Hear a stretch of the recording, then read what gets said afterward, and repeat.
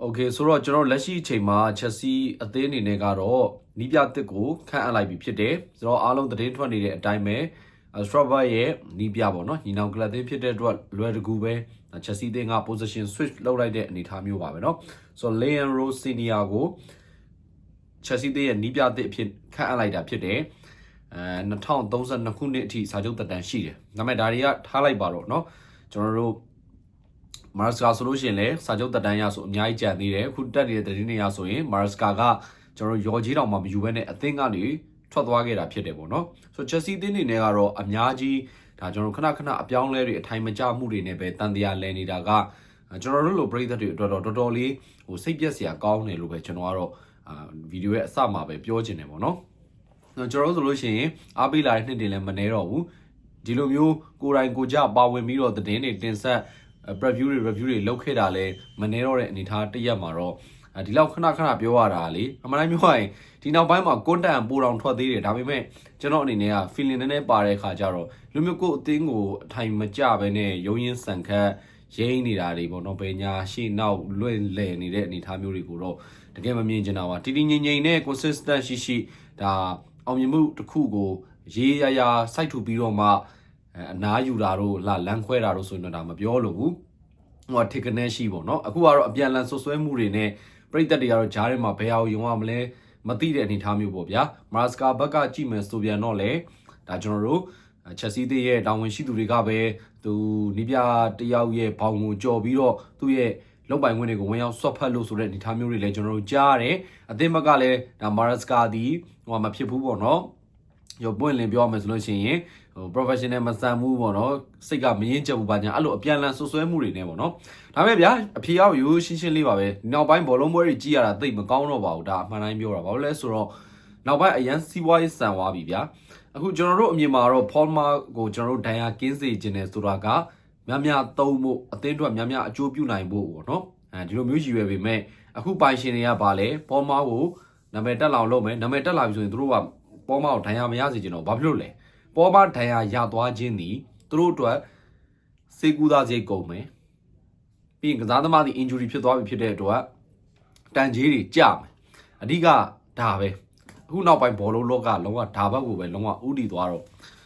ကျွန်တော်တို့ဒီ feeling တွေနဲ့အားပေးရတဲ့ပရိသတ်တွေတက်ကတော့ feel out တာတော့အမှန်ပဲဒါပေမဲ့လေကျွန်တော်တို့အားလုံးပေါ့နော် brother တွေအားလုံးညီးကြသလိုပဲဒီချိန်လေးရောက်မှတော့လေဒီအသင်းကိုပဲကျွန်တော်တို့ကစွစမြဲဆက်လက်ပြီးအားပေးရတဲ့ထားမျိုးတော့ဖြစ်သွားတာပေါ့နော်ဆိုတော့အခုခေတ်ဘောလုံးလောကကတော့အဲ့လိုဖြစ်သွားပြီနီးပြတွေအနေနဲ့ကလည်းဒါရုပ်သေးတတပဲပေါ့နော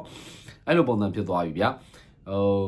ကစားသမားတွေကအဲ့လိုပြောကြည့်အဲ့လိုသာလုပ်နေမှာဆိုကစားသမားတွေကကျွန်တော်ခဏထောက်ပြသလိုပဲအရင်ကကစားသမားတွေ injury ဆိုးရွားဖြစ်တယ်ဆိုတာလက်ချိုးကြီးလို့ရတယ်ဒါမှမဟုတ်လေသူတို့တီးတသားကြီးသူတို့ဟိုအပျော်ပါမတ်လုံးအားကြီးလို့ပေါ့နော်ခုနောက်ပိုင်းကျတော့ဘောလုံးသမားတွေလာစားတွေအရင်များတယ်ဗျာလာစားတွေအရင်များတာနဲ့အမျှဘာဖြစ်လဲပြင်ပခံစားမှုတွေပေါ့ခံစားမှုတွေပေါ်မှာအရန်တာယာလုံးအားကြီးသွားတော့သူတို့ရဲ့ fitness သူတို့ရဲ့ကြက်ခိုင်ရင်းနဲ့ပတ်သက်လို့ရှိရင်သူတို့ဂရုစိုက်မှုကအရန်အားနည်းသွားတယ်ဒါတွေကိုကြတော့မလုပ်ဘဲနဲ့ပေါ့နော်ဒီစီးပွားရေးရပဲလွတ်ထားပြီးတော့ brand တွေချောက်လို့အဲ့လိုမျိုးပေါ့မျိုးစုံနဲ့ဆိုတော့တကယ်တော့ကျွန်တော်တို့ဘောလုံးချင်းပရိသတ်တွေအတွက်ကတော့ဒီနောက်ပိုင်းကတော့နည်းနည်းတော့နားလေကတော့ခတ်သွားပြီပေါ့နော်ကျွန်တော်ရွှေခစ်ကတော့ဖြည်းဖြည်းနဲ့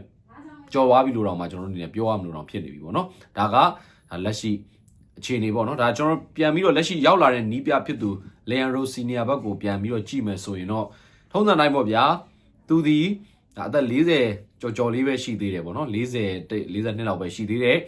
လူငယ်နီးပြတစ်ယောက်ဖြစ်တယ်ဇာသမားဘွားလည်းဖြတ်တန်းခဲ့ဘူးသလိုဟာစီဒီနဲ့လည်း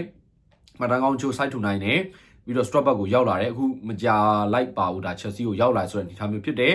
Chelsea ရဲ့ကမ်းလှမ်းမှုသူအနေနဲ့ပဲညင်းနိုင်မလဲဘာညာဆိုလို့သူပြောတယ်အဓိကအာသာချက်အနေနဲ့ကြည့်မယ်ဆိုလို့ရှိရင်တော့သူဒီကျွန်တော်တို့ဘေးတက်လောက်တာကဒီခံစစ်ကနေပြီးတော့ဘေးတက်တစ်ဖြည်းဖြည်းချင်းလှုပ်ပြီးတော့ပြိုင်ဘက်ကစားသမားတွေပြိုင်ဘက်အသင်းတွေကို press လုပ်တယ်ဆိုတဲ့အနေအထားမျိုးသူကသွားတယ် tactically ရ sharp ဖြစ်တဲ့နီးပြပဲဗျာနောက်ပိုင်းမှာလည်းဒီနီးစနစ်ဆိုပြီးတော့နီးစနစ်နောက်တော့လိုက်နေကြတာပဲဗျာသိလားဒါပေမဲ့ဖလားလည်းမရပါဘူးเนาะဒါကကျွန်တော်ပြောရရင်အဲ့ဒါကြီးပြောတာအဲ့ကြောင့်ကျွန်တော်သိမပြောချင်တာအပူစာသားတွေထဲ့လာတာတွေအများများတယ်နောက်ပိုင်းဘောလုံးလောကဗျာဆိုတော့အဲ့လိုမျိုးအနေထားမျိုးမှာရှိတယ်ထူးချွန်တဲ့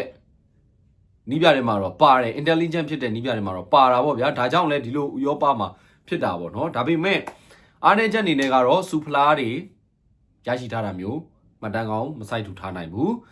နောက်ပြီးတော့အားသာချက်ကတော့သူကကစားသမားတွေနဲ့လူငယ်နီးပြဆိုပေမဲ့ကစားသမားတွေနဲ့တော်တော်လေးအန်ဝင်ကြအောင်နေနိုင်တယ်အဝေးလဲကမှာကောင်းကောင်းဒီစီလုံးမှုရှိအောင်ကစားသမားတွေနဲ့ close ဖြစ်အောင်နေတတ်တဲ့နီးပြမျိုးတွေမှာတော့ပါတယ်သို့ပေမဲ့ဒါကျွန်တော်တို့ Chelsea လိုမျိုး